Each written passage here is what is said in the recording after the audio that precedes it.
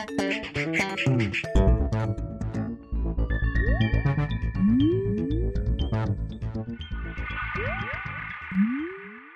everyone, and welcome to the Vortex, where lies and falsehoods are trapped and exposed. I'm Michael Voris. Social justice. It's a term that gets bandied about in Catholic circles continually, but what does it really mean? Well, here's what it does not mean. It does not mean focusing so narrowly on the material needs of society that the spiritual needs, which are the most important, are dismissed. See, the social justice crowd, which also goes under the name peace and justice, have had their run of things in the church for decades now, even so much as directing funds of $125,000 to a group like the Chinese Progressive Association out of San Francisco. That group openly and blatantly supports abortion and same-sex marriage. For 5 years, this group, which is just one of many to get Catholic money from the U.S. Bishops' Conference, received funds from loyal Democrats who work at the Bishops' Conference. It was only when reports of this came to light that the bishops defunded the group. But what if the information had never been made public? The previous 5-year history tells us that the CPA, Chinese Progressive Association, would still be getting Catholic dollars. But another more disturbing question, and one that strikes at the very heart of the matter, is this: why did they get the money in the first place? Because the social justice crowd that rules many quarters of the church today with a tyrannical zeal thinks anything they do in the name of justice or peace gives them carte blanche to do whatever they want.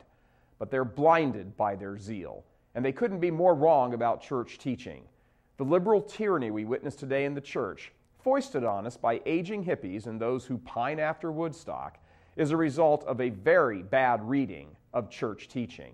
They have completely divorced themselves from the 2,000-year teaching of the church with regard to the poor and ushered in a whole new understanding, we'll make that a misunderstanding, of the term social justice.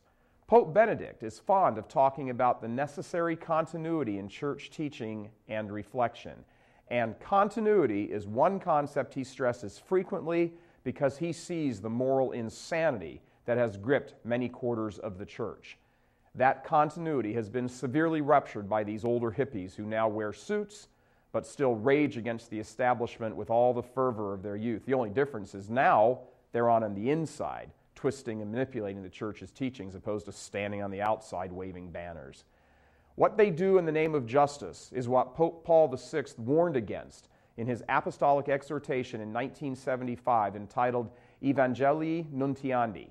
Its focus was a proper understanding of evangelization. But in the middle of this exhortation, Pope Paul VI talks about how those within the church bent on bowing down before the altar of social justice can trade the spiritual for the earthly and thus abandon the church's true mission despite their warm and fuzzy attentions.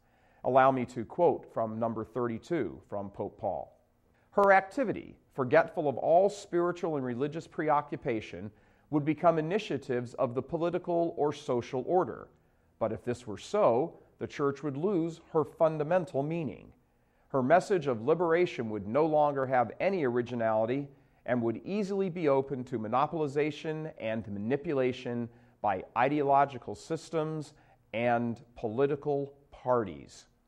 How right he was. And now enter, stage left, the Democratic Party.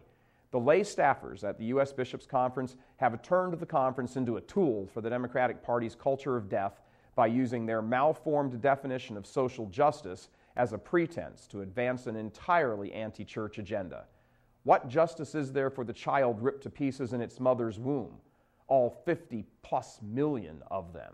Where's their zeal from the peace-loving crowd in the face of the violence faced by 4,000 babies every day? Justice? Mercy? Peace? The liberal social justice crowd has abandoned these just as surely as they've abandoned their ties to the past teachings of the faith. Whatever the social justice crowd in the Catholic Church claims as a defense for their funding of these groups that support abortion, this much is certain. It isn't justice, and it most definitely is not Catholic. I'm Michael Voris. Please help us keep delivering these kinds of messages that so desperately need to be heard and acted on. Join RealCatholicTV.com today as a premium subscriber. Become immersed in the faith established by Jesus Christ. The Catholic Church is the only hope against evil because that is its God-given mission. As our Lord said, apart from me, you can do nothing. Join RealCatholicTV.com today as a premium subscriber and come to learn and love Christ more deeply.